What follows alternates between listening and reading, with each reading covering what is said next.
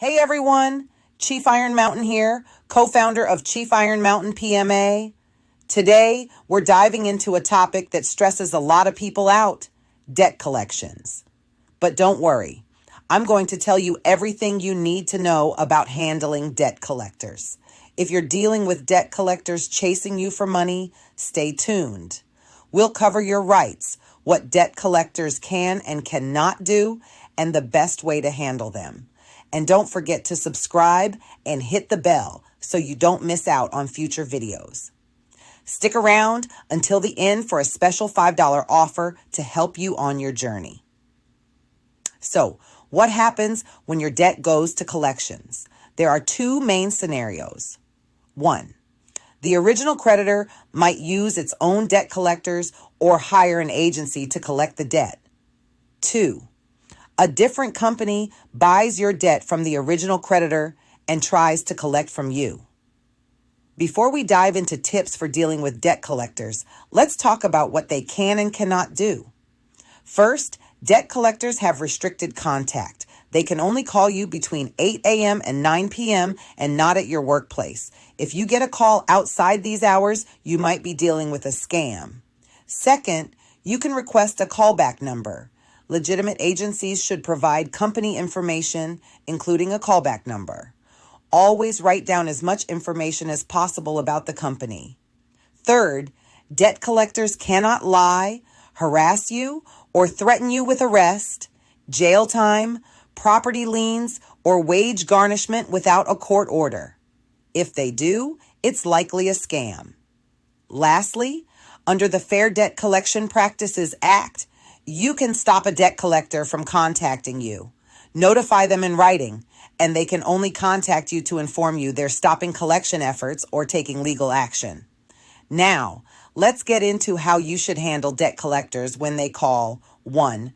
Don't admit to the debt, especially on the first call. Some debts have a statute of limitations, and admitting to the debt might reset the clock. 2. Get the facts. Without admitting the debt is yours, ask for details like the original creditor, the amount, and more. 3. Don't be emotionally manipulated. Debt collectors prey on guilt and urgency. Stay calm and don't promise payment or give payment information on the first call. 4. Dispute any errors.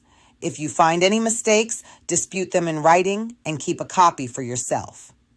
5. Decide if you want to pay.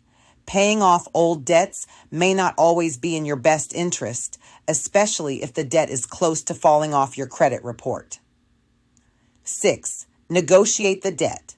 If you decide to pay, negotiate the amount or set up a manageable payment plan and get everything in writing.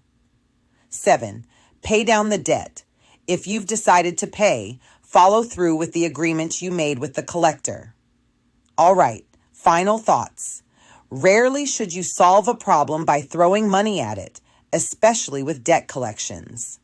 Approach this problem with knowledge, patience, and strategy. And here's the best part. We're offering a validation and cease and desist letter for just $5. This letter is a formal communication to the Chief Compliance Officer of a debt collection company demanding proper validation and documentation under the FDCPA before any further collection activities are pursued. The letter includes 1. Request for validation. 2. Details of creditors. 3.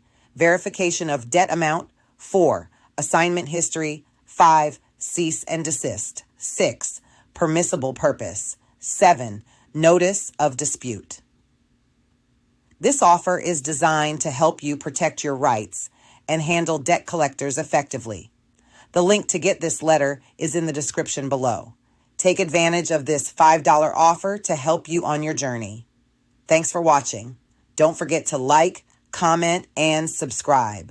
Stay tuned for our upcoming Zoom class and more tips on managing your finances. Say goodbye to debt forever.